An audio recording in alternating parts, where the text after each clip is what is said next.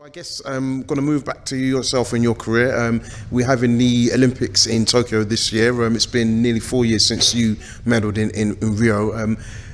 Knowing that within 10 fights you've unified a division, ultimate amount of belts, is this the vision that you had yourself, and did you believe you would get it as quickly as this? I knew I could, after winning 2 Olympic gold medals back to back, I knew I could turn pro and win world titles. I had my eye on Christina Hammer for a while. Even in the amateurs, I already knew about her. And I just was like, if that's what they think the greatest female fighter of all time is, then they got it all wrong. So I turned pro and I had a few fights, and then I fought against Christina Hammer. I knew I would win world titles, but I thought it would be a challenge for me to fight on TV. I thought it would be a challenge for me to make them pay me my worth. That's what I thought it would be. It's still a challenge with the purse part, but I fought the main event a handful of times now on Showtime. I fought the co-main event on DAZN already. I fought the co-main event on HBO. Now I'm just trying to figure out a way how I can get PBC to get a woman on a card. Of course, I want it to be myself. Yeah. But I need them to at least start backing women fighters, because they're the only promotion that's not right now. The only TV network that doesn't have a woman fighter on there is PBC. Everybody else is getting along pretty real. ESPN only has one fighter, which is Michaela Mayer. The Zone has a handful of fighters. Showtime has me and a few other girls. Is it me and a few other girls? Or is it just me? I feel like it's me and a couple other girls. Yeah, I'm not sure. I mean, but I know in the UK, Sky Sports have got quite a few. There was a fight announced today, Harper versus Jonas. BBC had 0. Yeah. Which they need to get it together. Yeah, that's my light. Okay, that's cool. So just wanted to speak to you about, actually it was a tweet you spoke about. I saw it yesterday, and you mentioned haters just now, and you said essentially it was like, if someone isn't doing what they're supposed to do, it could be down to them hating on someone else's success in the past. Yeah. Can you just expand on that? What made you say that? What made that come to light? You know, I just see people, I was thinking like, people who are supposed to be doing well. For instance, Raquel Miller. Just throw her name out there. Yeah. She's a good fighter. Yeah. Why isn't she where she needs to be in her career? Why hasn't she fought on TV? Yeah. How come hasn't she got a world title shot? She's too busy hating on me. She's too busy wishing, oh, I wish I was Claressa and I'm better, and this should have been me and that should have been me. When it's like, nah. When it's my time, it's my time. And it's my time, but she's so focused on me, focused on spitting bad stuff about me, lying on me, spreading rumors.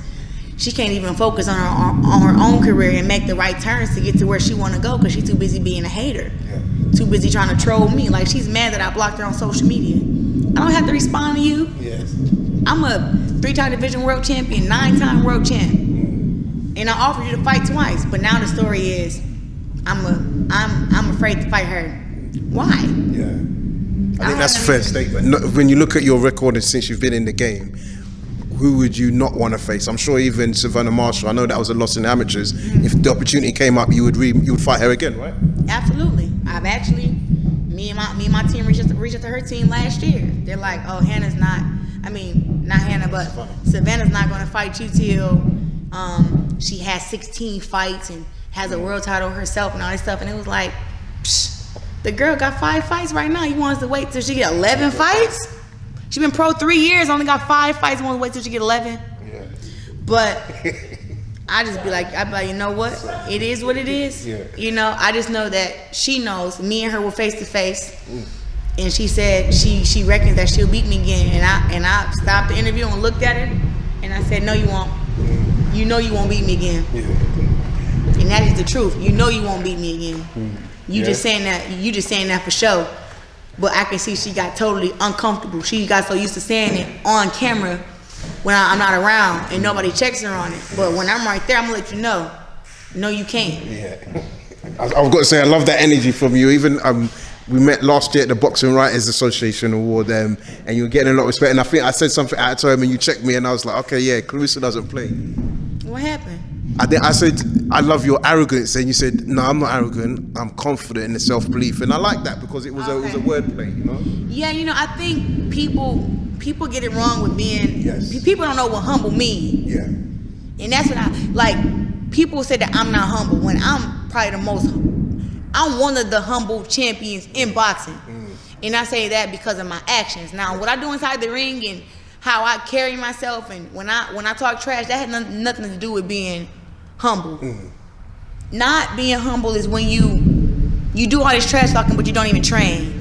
To me, a person who's arrogant is Adrien Broner. Yeah, fair enough. And that's the difference.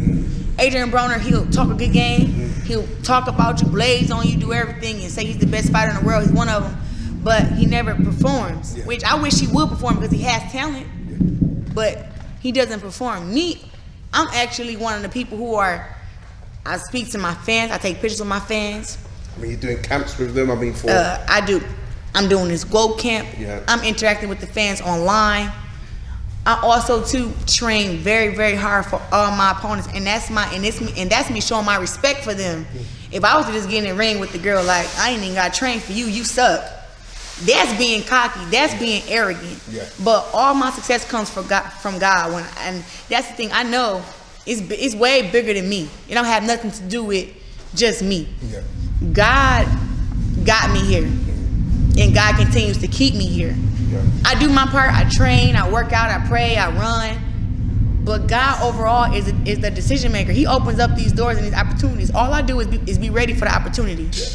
Whenever they say, hey, when Layla Ali was talking all that crap, all I did was say, come on, you want to fight? Let's go. Yeah.